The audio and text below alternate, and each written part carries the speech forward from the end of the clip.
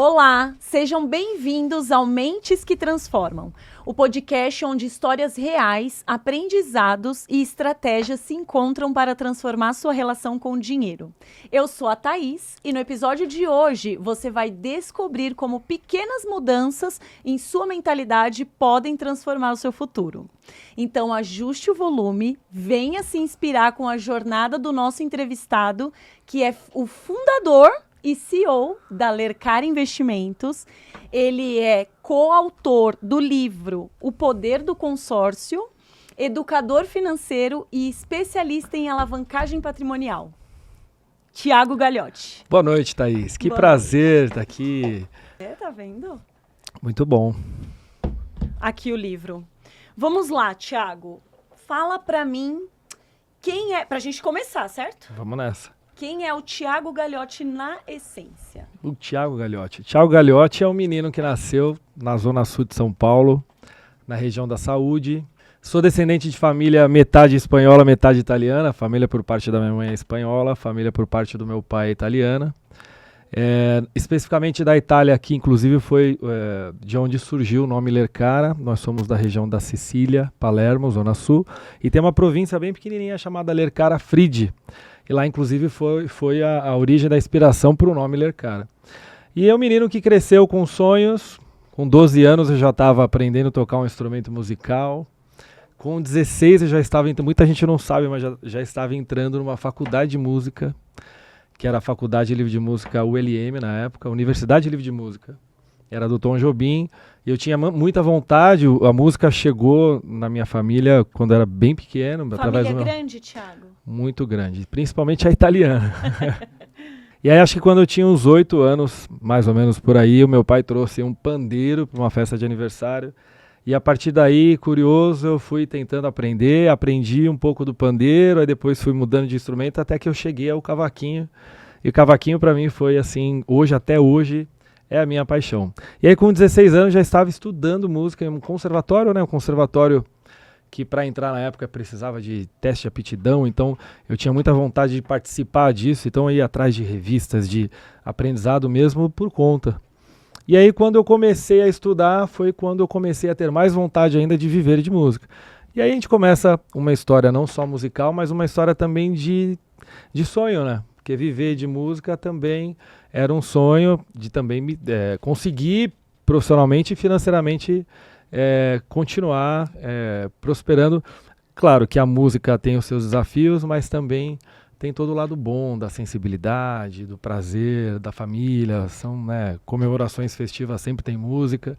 E aí começa a história do Thiago a partir daí, profissionalmente falando também. Então, aí começa a sua jornada profissional. Sim. Com que idade foi isso, Thiago? Justamente nessa época, porque assim que eu comecei a estudar, eu comecei também a me aproximar de pessoas que tinham necessidade de aprender e não tiveram oportunidade de estudar em um conservatório assim como eu tive, né? O conservatório na época ele não era pago, ele era público. Como eu disse, eu tive que fazer um teste para poder entrar, tive a felicidade de entrar. Então eu queria compartilhar esse conhecimento com amigos da época. E aí foram os meus primeiros alunos, porque eles não queriam que eu ensinasse eles de graça. Olha que bom!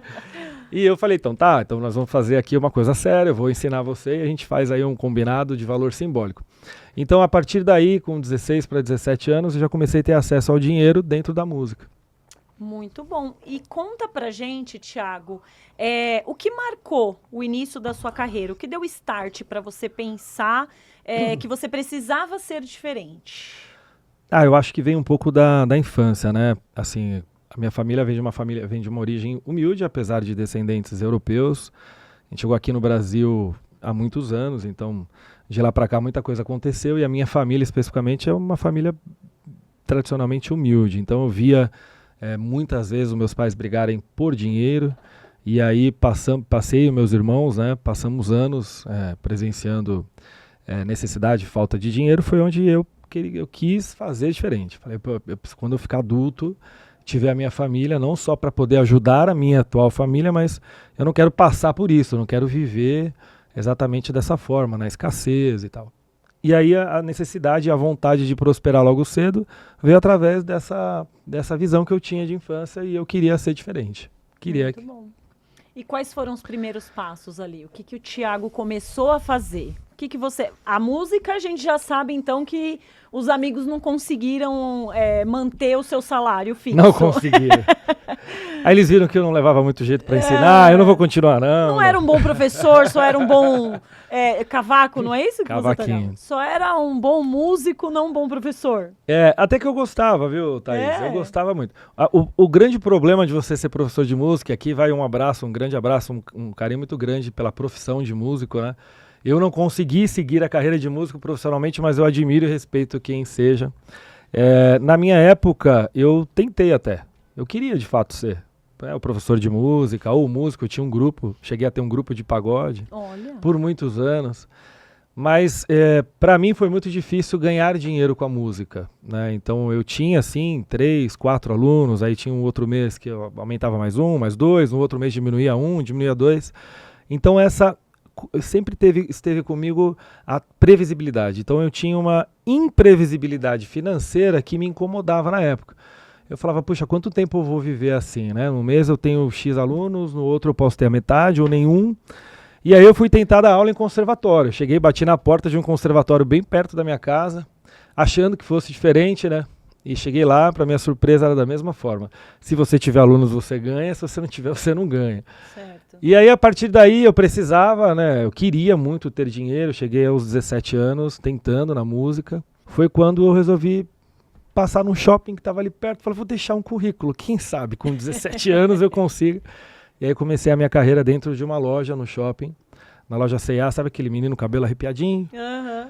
Era eu. Então, eu comecei minha carreira lá e foi um baita aprendizado, porque a partir daí a minha mentalidade profissional ela mudou muito, né? A música continua até então, né, na minha vida, porque é uma paixão, né? É o meu hobby hoje. Mas aí, quando eu entro nessa loja e começo a ter uma visão mais corporativa, fazer parte de uma grande empresa, que era a C&A, que é a C&A, né? Uma empresa holandesa, eu começo a ter uma visão corporativa que eu não tinha antes. Aí minha mentalidade começa a mudar a partir daí. Até então, nem faculdade eu pensava em fazer, a não ser a de música. E dentro da C&A eu comecei a conhecer pessoas, né? Comecei a me relacionar com gente e eu comecei a abrir a minha mente para isso. Eu preciso estudar, preciso fazer um curso. E aí até que eu cheguei na administração de empresas, me matriculei na faculdade e fui. E a partir daí, lá mesmo eu recebi promoção, já fui líder com 18 anos de idade, me convidaram para um cargo de liderança. Então, olha só, já tinha essa mentalidade. Eu não sabia nem se ia dar certo já. E foi muito bom, porque até isso acontecer, eu não sabia o que me esperava, né? E eu de lá para cá, comecei com a C&A e depois fiquei uns 2, 3 anos ali na C&A, trabalhando quase todos os dias, assim, na loja, né? Uhum. E aí, só que aí, ser jovem, né, quer ter uma vida um pouco mais livre. E aí eu comecei a sentir a necessidade de evoluir, de progredir, não só financeiramente, mas também profissionalmente falando. Não que na C&A eu não pudesse. Foi onde eu recebi uma proposta de uma outra empresa para trabalhar na área de call center. Fui fazer a experiência, fiquei 3 meses. Depois disso, começa a minha carreira financeira de fato. Foi onde no call center... Por que eu fiquei só 3 meses? Porque lá eu tive uma pessoa que me convidou para um processo seletivo. Eu tinha 19 anos na época. E fazia faculdade? Fazia faculdade. Já nessa época eu fazia faculdade de administração, né? Estava indo para o 2º ano. Certo. E aí, a partir daí, era o meu sonho trabalhar em banco, porque apesar de ser uma família humilde, a minha mãe ela era a caixa do banco, e eu queria muito, porque eu via que o banco era uma empresa que oferecia plano de carreira e eu sempre quis trabalhar muito em banco. E aí, quando eu recebi o convite no call center com 19 anos, indo para o 2º ano de faculdade, eu não resisti. Eu falei, eu quero ver o que vai dar. E aí fui para entrevista, passei, e desde então, minha carreira bancária se inicia aos 19 anos e por aí vai. Tem todo um glamour, né, de se trabalhar em banco. Eu acho que na nossa idade, quando a gente é jovem, a gente sonha com algumas coisas, né? Eu tinha um amigo que ele sonhava ser motorista de um ônibus amarelo. Olha... Amiga que sonhava em ser a caixa do supermercado, enfim. E aí, então, você inicia essa sua carreira no mercado financeiro. Inicio. Fazendo faculdade. Só que o que aconteceu, o que pegou aí no meio do caminho, né? Como meus pais não tinham condição de pagar a faculdade para mim, era eu que pagava, eu iniciei a faculdade no período diurno, porque eu trabalhava no shopping na época. Sim. Eu trabalhava à noite. E eram poucas faculdades que tinham curso de administração que eu queria fazer de manhã. E aí eu tomei uma decisão de fazer uma faculdade que tinha uma mensalidade muito justa ali com o valor que eu ganhava. Sim. E eu falei, vou embora, vamos ver o que dá. Vou economizar e vou embora. Só que aí no meio do caminho, eu fui praticamente o primeiro da família a fazer faculdade, né? No meio do caminho eu saí da C&A, entrei no call center, nessa transição call center, C&A, banco, mesmo que eu tivesse uma reservinha ali para suportar alguma diferença que tivesse na mensalidade da faculdade versus o que eu ganhava, deu uma descontroladinha ali, por conta dessa transição, né? E aí foi onde que eu passei por um momento assim, bem complicado, na fase de estágio, bem complicado, a ponto da faculdade do segundo ano, metade do segundo ano, ele aumentou a mensalidade, né? E eu não esperava. E essa mensalidade da faculdade começou a ser mais cara, mais alta do que o valor que eu recebia como estágio. E na minha época, de banco, hoje não, hoje estágio tem vale transporte, vale refeição, férias. Na minha época era só uma bolsa auxílio. E essa minha bolsa auxílio era menor do que a mensalidade da faculdade. E aí, por muitas vezes, eu saía da faculdade tarde da noite, 11h30 da noite, no ônibus, eu voltava e falava, meu Deus, uma hora essa conta não vai fechar, mas eu não vou desistir. Será que eu tô no caminho certo? Mas eu não vou desistir. E eu não queria desistir, e eu fui até o fim. Aí chegou um momento que esse foi se distanciando, né? O valor que eu tinha guardado foi acabando, a mensalidade mais alta do que eu ganhava como estagiário. E eu lembro muito bem que teve um episódio que ficou muito marcado na minha vida, que foi o seguinte.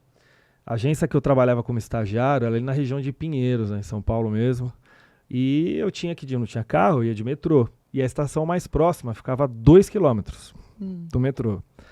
E como o dinheiro era muito justinho, eu não tinha dinheiro para sair do metrô, pegar um ônibus e descer esses 2 quilômetros. Era uma descida, né? Para quem conhece a rua Teodoro Sampaio. E eu tinha 19 anos, eu já tinha gastado o dinheiro que eu tinha para comprar terno, já tinha o descontrole ali.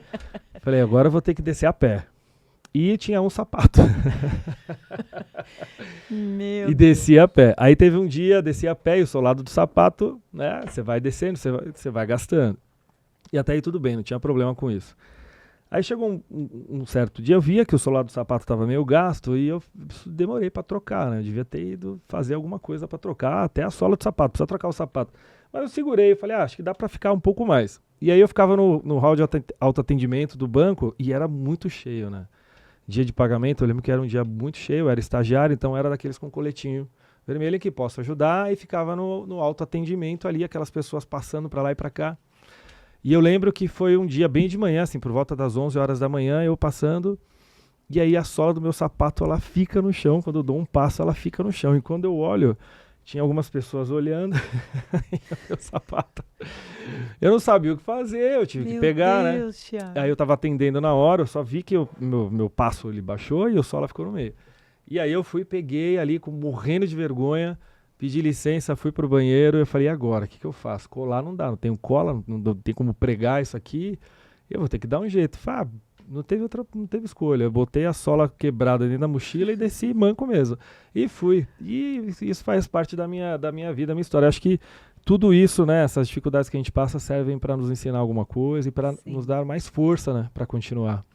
E aí, nessa agência eram 7, 8 estagiários e eu falava, eu preciso ser efetivado, senão eu não vou conseguir continuar minha faculdade. E aí começa a luta, né? Começa a jornada de você mostrar o seu potencial, o seu trabalho. Sim. E aí foram 2 anos de estágio. E aí a faculdade te ajudou nisso, né? Porque eles vão te orientando ali como que você deve ser profissionalmente, como você conduz e com responsabilidade. Tenho certeza que você conseguiu trilhar um caminho incrível. Sim, aí quando eu fui efetivado, né, eu fui com 2 anos e aí eu virei caixa depois de estagiário, aí as contas começaram a se equilibrar, porque aí eu já tinha os benefícios de funcionário, e aí sim, aí acho que entrei numa certa estabilidade financeira.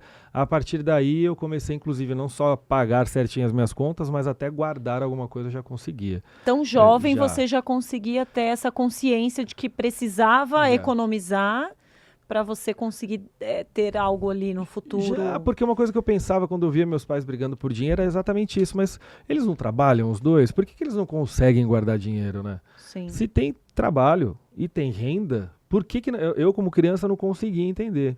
E aí eu tinha isso na minha mente. Quando eu começar a trabalhar, eu vou guardar, eu só vou gastar depois que eu guardar. Era assim na minha cabeça. Eu vou ganhar, vou guardar uma parte e vou gastar o resto. É lógico que quando a gente fica adulto as coisas não são bem assim, mas já tinha essa mentalidade. E sim, assim que eu comecei a ganhar mais do que o valor da minha mensalidade, eu comecei a guardar já um dinheiro. Muito bom, Thiago. E conta pra gente como foi essa sua carreira? O que você acredita que transformou a mentalidade do Thiago com essa sua jornada no mercado financeiro? Muita coisa, né? Foram 20 anos, né, Thaís, que eu fiquei dentro de um banco, trabalhei dentro do Banco Santander. Então, nessa carreira eu fui estagiário, eu fui caixa, eu fui tesoureiro. Depois disso eu fui gerente de relacionamento pessoa física, 1, 2, alta renda, 1, 2, e aí também gerente geral de agência. E como gerente geral de agência eu tive a oportunidade de circular São Paulo bastante, assim, várias agências, o banco ele fazia um rodízio a cada 2 anos. E aí eu conheci muita gente, eu tive acesso a todos os produtos financeiros que o banco hoje comercializa. Eu tive a oportunidade de, por diversas vezes, circular as regiões para falar sobre educação financeira, porque os bancos, como têm grandes empresas como clientes, os bancos também fazem um papel da educação financeira, né? E eu tive a oportunidade, então, de ter acesso a isso. E aí, o que começou a mudar a minha mentalidade foi perceber que, ao longo desses anos, algumas conclusões a gente chega. E uma das conclusões que eu cheguei e que sempre me motivaram a pensar, eu sempre tive o desejo de ter uma empresa. Desde quando eu fiz a faculdade de administração de empresa, esse desejo sempre esteve em mim. Quero abrir uma empresa um dia, quero saber primeiro administrar a minha vida, né? Sim. E depois ter a oportunidade de abrir minha própria empresa. Só que em 20 anos eu não tive a oportunidade de fazer, né? Mas aí, durante esse tempo todo, eu fui percebendo um movimento. Primeiro, o sistema, né, bancário, financeiro no Brasil. A gente sempre teve uma das taxas mais altas de juros mais altas do mundo. E também, além do sistema financeiro, de uma das taxas de juros mais altas do mundo, eu sentia, não só por parte dos clientes, das pessoas, mas eu sentia uma carência muito grande primeiro, dos profissionais na parte da técnica, mas principalmente das pessoas que sempre foram até a agência. Eu via uma carência muito grande de informação mesmo, sabe? Que pra gente que está dentro do banco, está ali no dia a dia, é mais fácil de entender um produto ou outro, quais os caminhos, se eu preciso disso, o que eu faço, mas qual que é a taxa que eu uso. E eu via profissionais eu vi durante esse tempo todo profissionais de diversas áreas, não importa a área, sem conhecimento algum sobre o mercado. Só que, por outro lado, e tudo bem, cada um tem que entender a sua área e está tudo certo. Só que eu via essas pessoas com muita carência de informação,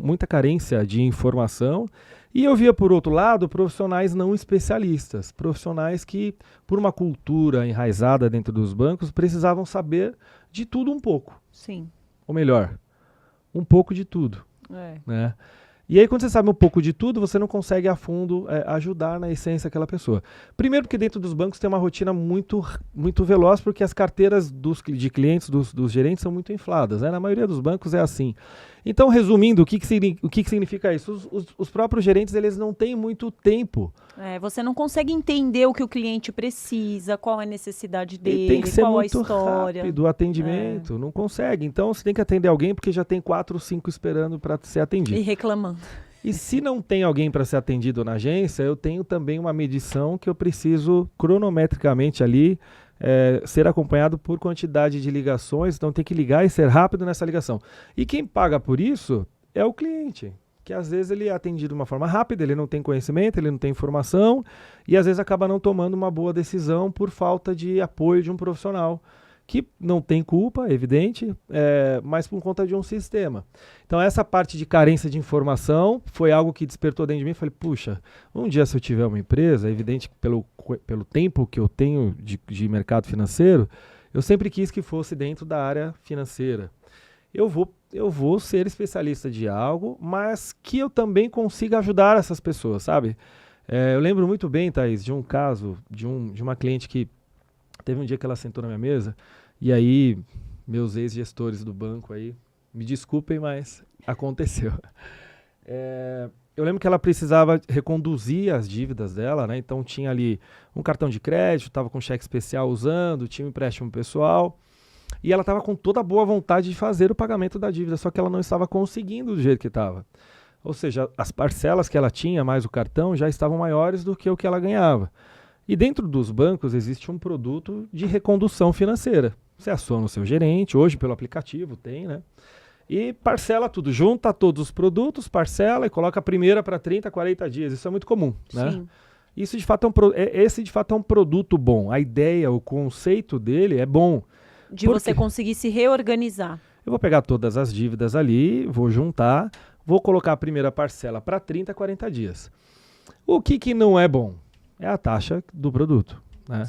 Nesse caso específico, nesse episódio, que aí foi um grande start mesmo para eu entender que eu precisava de alguma forma me descolar desse sistema, foi que quando eu fiz a simulação na época, a taxa ao mês estava 10,39%. E aí eu já tinha mais de 15 anos de banco, eu já tinha, enfim, passado por diversos momentos financeiros, Selic alta, Selic baixa, crise econômica mundial, Estados Unidos.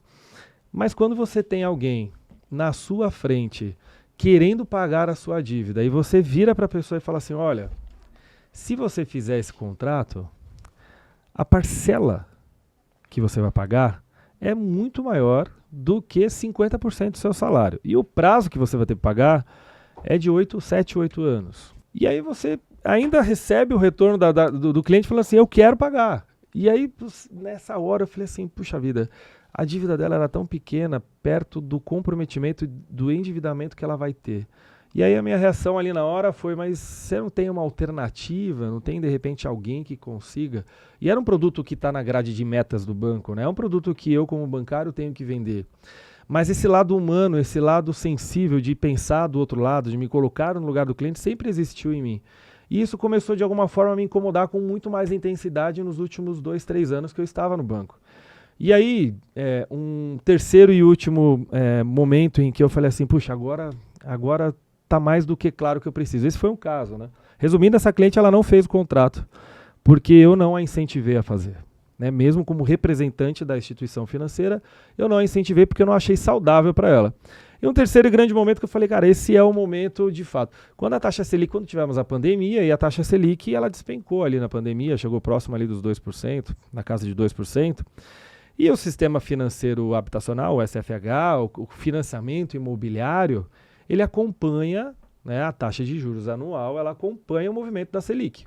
Quando a Selic caiu para 2%, eu, como profissional de mercado e via muita gente procurando pelo financiamento, achei que a taxa de juros fosse cair na proporção, a taxa de juros do financiamento fosse cair na proporção da queda da Selic.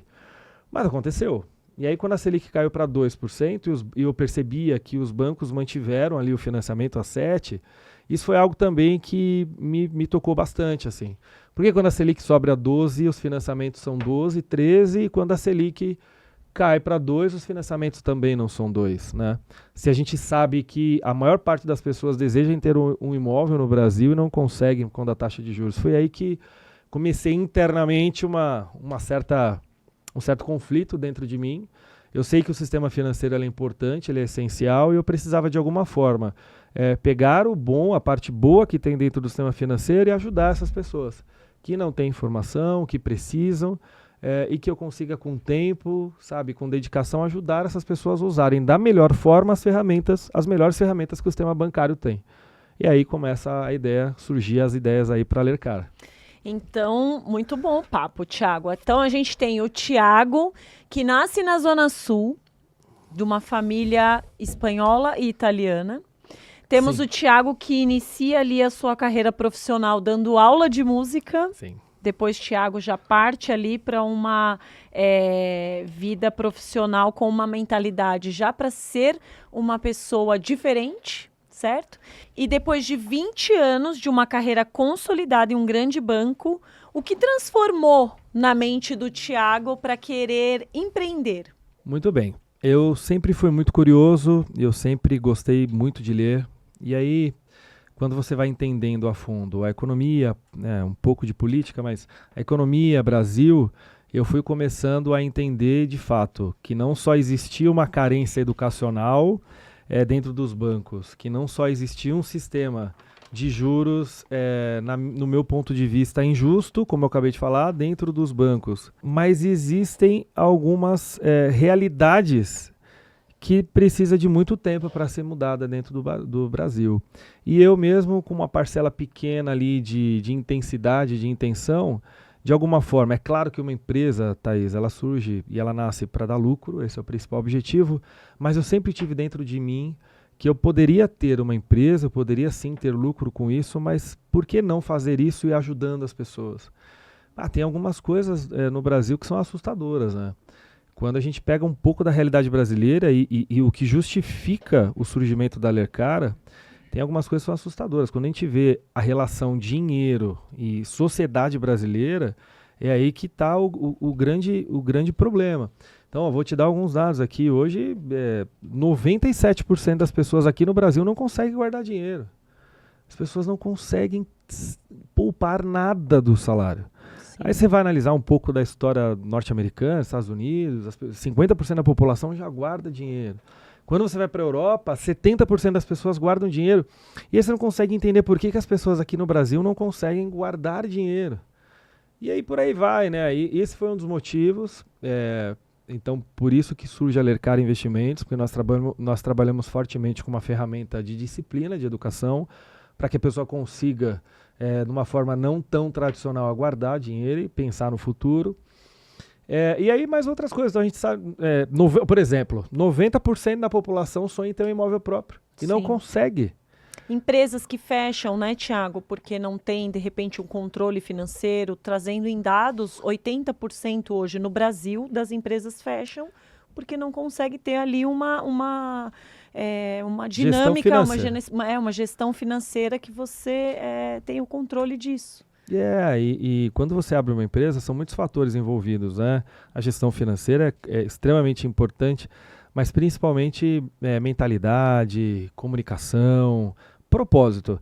Eu acho que se tivesse que definir assim o porquê que então você se motivou, o propósito. O propósito da Lercara ele é muito forte e a gente fala muito sobre isso lá, que é ajudar a transformar a vida das pessoas. Transformamos vidas com orientação financeira. Ô, Thiago, e por que, o que você acha, assim, por que as pessoas, as famílias hoje estão tão endividadas? Bom, vamos lá, por alguns motivos. Primeiro, a gente tem a taxa de juros, que de fato ela norteia todas as linhas de crédito do país. Então, se eu tenho uma família que recorre a uma linha de crédito pessoal, de cheque especial ou até de cartão de crédito, essas linhas são muito caras, né? Então, primeiro, nós temos uma taxa muito alta. Segundo, nós temos aqui um perfil muito de consumo imediato. Então, se a gente tem um lançamento vou dar um exemplo aqui, de um iPhone novo, eu posso ter o do ano anterior, mas existe um mix de desejo com uma mídia, com prioridades, que me faz querer ter, porque eu estou vendo que o meu colega tem e eu acho que eu vou conseguir mesmo assim, mesmo se eu tiver que parcelar em 36 meses um bem que eu sei que não vai durar muito, mas eu vou parcelar porque eu preciso ter. Então existe um sentimento de que eu preciso ter, eu preciso comprar. E tem um outro fator que é o produto aqui dentro do Brasil é muito caro. Hoje nós temos, por exemplo, um dos carros mais caros do mundo. Hoje, para você comprar um carro popular, você não compra, se for 0 km, por menos de 50, 60 mil reais. Então hoje o preço dos produtos, com a carga tributária que a gente trabalha, é muito elevado. Então, e a renda também não ajuda, né, na maioria dos brasileiros. Então a gente tem uma renda que não acompanha, um produto muito caro, taxa de juros muito elevada e esse desejo, esse consumismo desenfreado que a gente tem que ter o produto novo, que é caro, a gente precisa comprar, e acho que é um pouco disso. E as famílias vão se endividando. Ô, Thiago, e como que você pensa, assim, qual é a maneira correta, ou o que o Thiago poderia dar de dicas, né, de como o brasileiro ou as pessoas podem poupar dinheiro, podem guardar e fazer uma economia, de repente, para ter ali a sua casa própria. Tantas pessoas sonham em ter a casa própria e não conseguem, né? Sim. E às vezes as pessoas nem têm um direcionamento ou uma educação financeira que levem a elas a realizarem esses sonhos. É isso que eu ia complementar. Não existe um problema em você comprar um celular novo, um carro novo, não. O problema não é você comprar o produto. O problema é exatamente não ter o conhecimento de em que momento eu posso fazer isso, se eu posso de acordo com a minha renda, né? Eu ouvi um teórico falando esses dias que para eu comprar um carro eu tenho que avaliar se o meu imóvel ele é 10 vezes o valor do carro que eu tenho. E é muito comum hoje ver pessoas querendo comprar carros de 100, 200 mil e morando em um imóvel do mesmo valor, 300 mil reais. Então existe uma incoerência que leva à falta de educação, à falta de orientação. Então eu acho que o principal motivo não é a pessoa querer comprar um produto, que fique bem claro aqui, Thaís. Sim. Eu acho que é a falta de conhecimento, é a falta de educação financeira. A gente não tem educação financeira nas escolas, né? E se a gente tivesse um sistema educacional com mais orientação, então o que a gente tem que fazer do nosso lado aqui é levar conhecimento, levar orientação, é mostrar os caminhos. Você falou agora do imóvel, que as pessoas que querem comprar, muita gente às vezes não sabe nem quais são os caminhos que tem para comprar imóvel, né? Imóvel você compra hoje, você fica pagando ele por 15, 20, 25 anos. Então, se eu não tomar uma boa decisão, eu provavelmente vou ter um problema psicológico por muitos anos da minha vida. Então, a nossa importância enquanto profissional da área financeira é, primeiramente, orientar essas pessoas de qual caminho ela deve seguir, como ela deve seguir, né? E eu acho que é isso. Falta orientação. Ô, Thiago, e hoje tem um método que ajuda as pessoas a guardarem dinheiro, a terem essa consciência? Tem alguns, né? Tem um que eu gosto bastante, Thaís, que ele é muito simples. Conforme, aqui eu vou mandar um abraço para o Ricardo Possi, que é o nosso especialista em programação neurolinguística, e ele explica muito sobre a maioria das pessoas serem visuais, né? Nós somos, em sua essência, visuais. Então, se tem uma dica que eu deixo para vocês, ela funciona, ela é básica, mas ela funciona muito. E quando eu visito muitas empresas, Thaís, para falar sobre educação financeira, né? E quando eu pergunto, né, quem controla aqui o que ganha e o que gasta através de um papel, de uma planilha, de um caderno, mais de 90% das pessoas não controla. Então, vai no tato, sabe? Eu vou ver, vou gastando, vou pagando, chegar no final do mês, eu vejo se sobrou, se faltou. E aí a surpresa ela nunca é boa.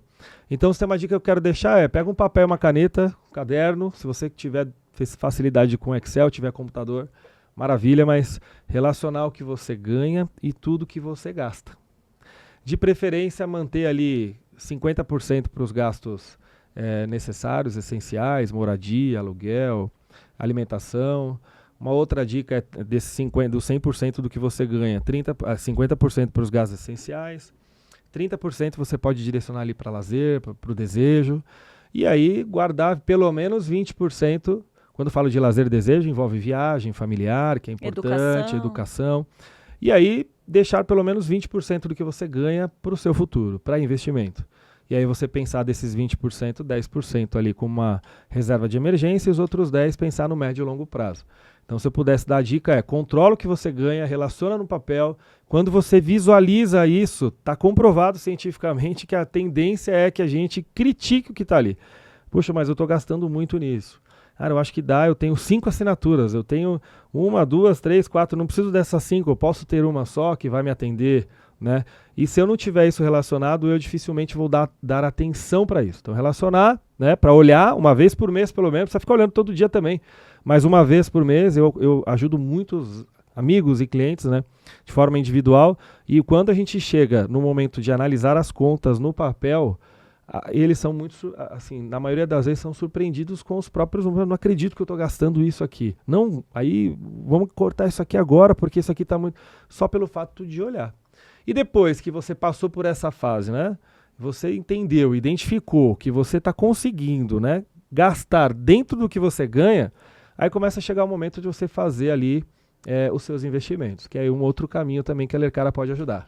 Eu acho que existem vários métodos, né, Thiago? E aí a gente vai guardar isso, então, para os próximos episódios. Sem dúvida. Certo? Mudando um pouquinho aqui, mas ainda falando sobre mentalidade, Thiago, como mudar isso?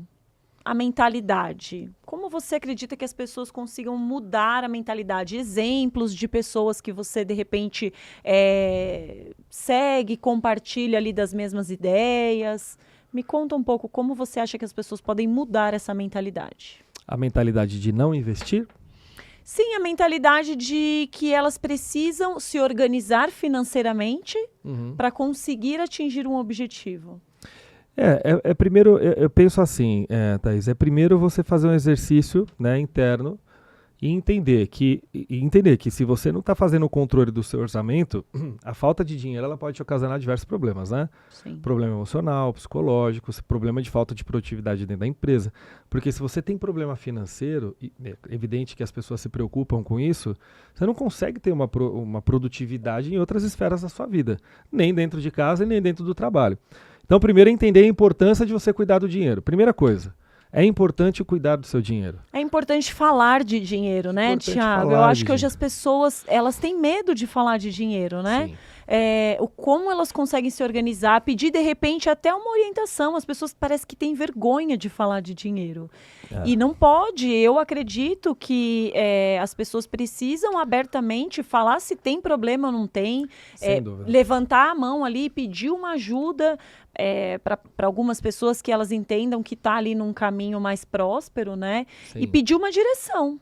É importante, concordo. É importante cuidar do dinheiro. O primeiro ponto é esse. É entender que é importante dar atenção para o dinheiro, porque ele pode virar um baita problema na sua vida. Sim, né? Os divórcios, Thiago, acontecem muitos divórcios porque os casais não conversam sobre dinheiro. 50% dos divórcios acabam por problema financeiro. E eu atrelaria também, como você falou, a falta de comunicação. Eu posso até dar um exemplo aqui de um amigo que eu tive a oportunidade de conhecer, né, durante esse tempo, e tive a oportunidade também de ser o gerente da conta dele na época. E foi um baita case, assim, para eu entender um pouco sobre essa mentalidade que você está falando e sobre a falta de comunicação. Porque ele era um cara extremamente inteligente, né? Eu fiz um MBA com ele, um cara extremamente inteligente, raciocínio rápido. E ele conheceu uma mulher, que casou, né? Casou com ela. E quando eles casaram, eu vou avançar um pouco a história, eles tiveram um combinado. Aí eu vou chegar na comunicação já. Eles tiveram um combinado financeiro. E o combinado financeiro deles foi o seguinte: eu ganho X e você ganha X. Primeiro que cada um com a sua vida financeira. E tudo bem, o combinado não existe certo ou errado. Existe aquilo que se combine, desde que seja saudável para ambos. Não pode ser saudável só para um, né? E aí, ok, eles tinham lá as contas mensais, eles fizeram quanto que eles iam gastar na nova vida deles de casado, fizeram as contas. Vou dar um valor aqui arredondado para ser mais fácil de entender. Imagina que cada um tivesse que dar R$2.000 por mês para completar as contas de casa. E foi assim que eles combinaram. Então, eu dou 2.000 e você dá 2.000. Até aí, aparentemente, ok. Só que o problema começa quando os dois ganham salários diferentes. Então, ele ganhava um salário e ela outro salário. E ele ganhava menos do que ela. E tudo bem, ela podia ganhar menos do que ele. Mas no caso deles, ele ganhava menos e ela mais. Tudo certo também. E aí começa a vida de casal. E assim foi. Chegou um determinado momento, e todos passam por dificuldades, né, do trabalho, ou ganha promoção, ou perde emprego, ou um projeto que não deu certo, redução de renda, aumento de renda. E isso aconteceu com eles.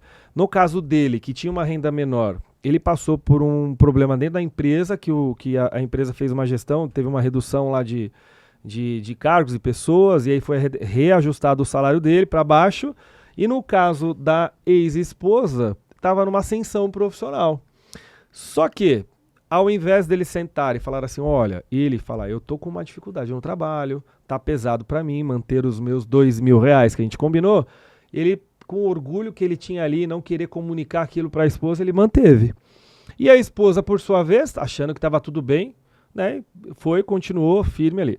Até que teve um belo dia que ele me ligou e falou assim, cara, tô apertado, preciso reconduzir tudo que eu tenho, porque eu quero continuar mantendo a minha parte dentro de casa. E eu falei para ele, eu falei assim, cara, é muito melhor você chamar a sua esposa, explica o que está acontecendo e tudo bem, é saudável você expor a situação. Não, mas é ruim, porque eu já tenho um combinado, não quero que ela saiba que eu tenho essa dificuldade financeira, porque daqui a pouco vai passar. Eu falei, tá bom. Aí ajudei ele financeiramente e tal, reconduziu, mas esse problema dentro da empresa dele não passaram, né? Os problemas continuaram. E aí, ao mesmo tempo que ele não queria comunicar, a esposa dele estava passando por uma ascensão. A esposa dele chegou um determinado dia, ela super feliz em casa, ele me contando.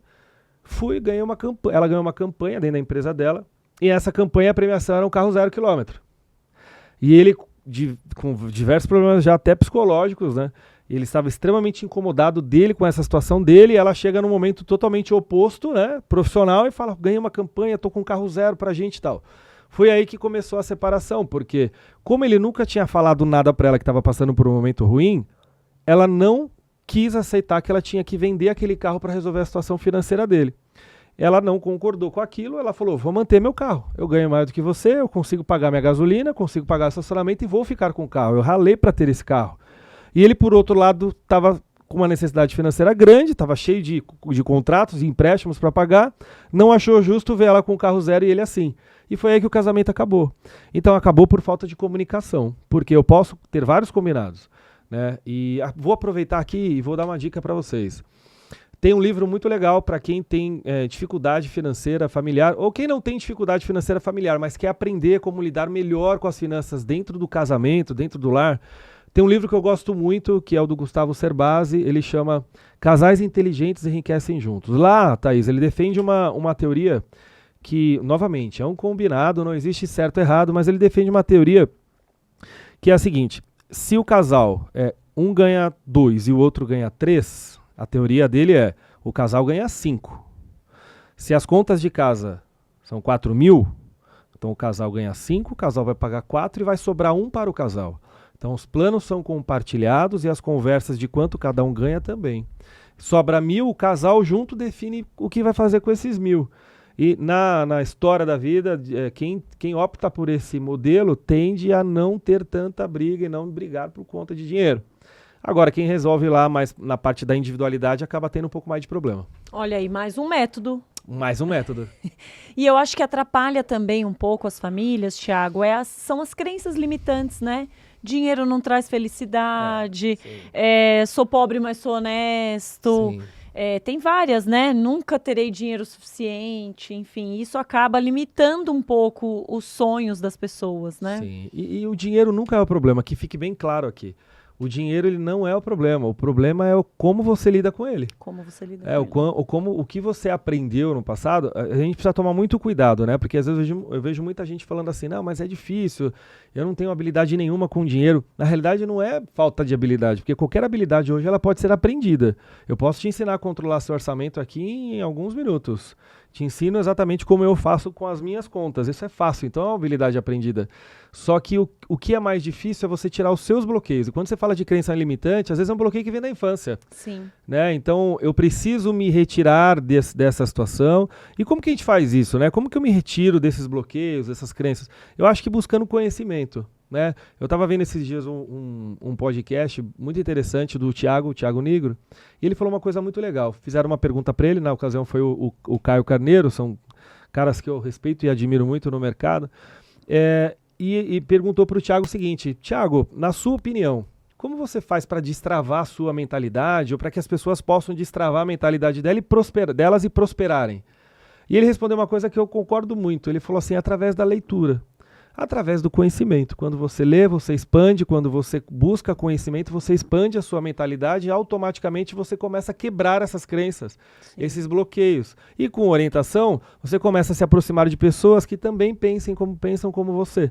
E aí você começa a expandir a forma que você pensa. Como eu disse no começo da conversa, Thaís, antes de trabalhar eu não queria fazer faculdade. Quando eu entrei para trabalhar na minha primeira empresa, com 17 anos, eu comecei a conhecer pessoas que a mentalidade toda era voltava, vou fazer uma faculdade, eu falei, opa, vou fazer também, farei também. Então, acho que é um pouco por esse caminho, sabe? O que você falou, não adianta a gente falar de métodos, explicar métodos, trazer aqui para as pessoas como elas fazem para ter uma educação financeira, ou como economizar, ou como guardar dinheiro para realizarem os seus sonhos, se de repente as pessoas forem ali mais imediatistas, sim, e não conseguirem seguir, de repente, um método que a gente ofereça, né? Ou sim, mostre para a pessoa. Sim, e uma outra coisa bem interessante que eu sempre falo para quem não consegue guardar dinheiro, e a grande maioria, você não precisa tirar os seus prazeres para poder guardar dinheiro. Acho que você só precisa ter um controle. Sim. Você precisa equilibrar, como tudo na vida é um equilíbrio, né? Tem gente que fala assim, não, é só parar de comer pizza uma vez por semana, que não é por aí, né, Thaís? Eu acho que você pode manter os seus prazeres familiares, desde que você não exagere. E mais uma coisa, né? Tem que tomar cuidado Eu já falei isso uma vez aqui, alguém já me ouviu falando. Eu sempre falo do é só. Eu não posso me privar dos prazeres, mas eu tenho que ter cuidado com os gastos ali sem controle. E principalmente os pequenos gastos. Eles te levam para um descontrole do orçamento e no final do mês a conta nunca fecha. É só 10, só 20. Eu vou passar 10, vou passar 20, eu não vou olhar para isso daqui. Quando chega lá no final do mês, aí a surpresa vem e ela é sempre desagradável, né? É mais um mês que eu não consegui guardar dinheiro, né? É, aquele método que você falou do caderno, vamos gastar, mas vamos anotar. Isso vamos é acompanhar. Vamos acompanhar. Ô, Thiago, e agora sobre mentalidade, para a gente conseguir ir ali no nosso podcast Mentes que Transformam, como que é possível a gente fazer as pessoas acreditarem que elas conseguem, que é possível guardar dinheiro? Sim. Eu carrego uma coisa comigo muito interessante. Conceito de riqueza, não necessariamente, primeira coisa, está relacionado ao quanto você ganha. Aí todo mundo deve estar assistindo agora falando, mas como assim? Os ricos são que têm enormes salários. Na minha forma de ver, o meu conceito de riqueza é outro. Primeiro, eu classificaria o conceito de riqueza de duas formas. Em 2 blocos, melhor dizendo. O primeiro bloco do meu conceito de riqueza é: não importa quanto eu ganhe, eu consigo gastar menos do que eu ganho? Legal. Se a resposta for sim, eu já avancei 50% no meu conceito de riqueza. Segundo bloco. Hoje eu tenho uma renda, não importa qual seja, não importa qual a sua atividade. Imagine que você ganhe R$5.000 por mês. Você hoje, parando de fazer o que você faz, na sua atividade principal, você tem alguma renda que entre na sua conta de forma automática? Você consegue falar assim, eu posso ficar sem trabalhar, que esses R$5.000 aqui eu receberei ele de uma forma automática, nós chamamos no mercado financeiro de renda passiva. Se eu tenho a resposta sim para as duas questões, eu já me considero uma pessoa rica. E aí você fala assim, Thiago, o Thiago não está falando, está viajando aí. Não estou viajando, porque durante esses 20 anos eu falo com propriedade. Eu conheci muita gente que ganhava por mês 50 mil, 100 mil, 120 mil e gastava 200 mil por mês. E era um descontrole, pessoas que adoeciam, ganhavam muitíssimo bem, mas adoeciam, terminavam seus relacionamentos, se afastavam dos filhos, porque não conseguiam ter um controle com o dinheiro. Voltando a falar o porquê que as pessoas não conseguem guardar, acho que a primeira coisa é você tomar uma decisão. Isso não é saudável, eu preciso mudar. Segundo, não importa quanto você ganha, você tem que acreditar que é possível você conseguir guardar, não importa quanto. Eu vou trazer um outro dado aqui muito interessante. Se você consegue guardar 10% do que você ganha, você já é considerado saudável financeiramente. Então olha só, se você consegue guardar 10% do que você ganha, você já é considerado saudável. A gente não precisa achar que eu preciso guardar 50%, eu ganho 5%, se eu não guardar 3%, eu sou um fracassado. Não, então se eu ganho 2, eu posso guardar R$200 por mês. Por quê? Ao mesmo tempo que os juros ele é um vilão para os financiamentos e crédito, vamos aproveitar também para pensar que os juros ele é um aliado quando eu falo o efeito composto ao longo do tempo. Se eu guardo R$200 por mês, daqui 10, 15, 20 anos, eu tenho um efeito de juros muito bom, muito favorável para quem guarda dinheiro. Então, assim, decidir, né? Parar de ter essa mas eu nunca vou conseguir guardar dinheiro. Se você pensar que nunca vai conseguir, você nunca vai conseguir, né? Inclusive, fica uma dica aí de um outro livro, O Segredo da Mente Milionária, né? Quando você pensa e deseja muito o que você quer, você consegue. Então, é primeiro tomar a decisão, sabe, Thaís? Dentro de você mesmo. Eu vou conseguir guardar. Eu vou fazer um esforço para conseguir. E segundo, achar que não precisa guardar todo o dinheiro. Você pode guardar um pedacinho bem pequenininho, que o efeito disso no longo prazo é grande.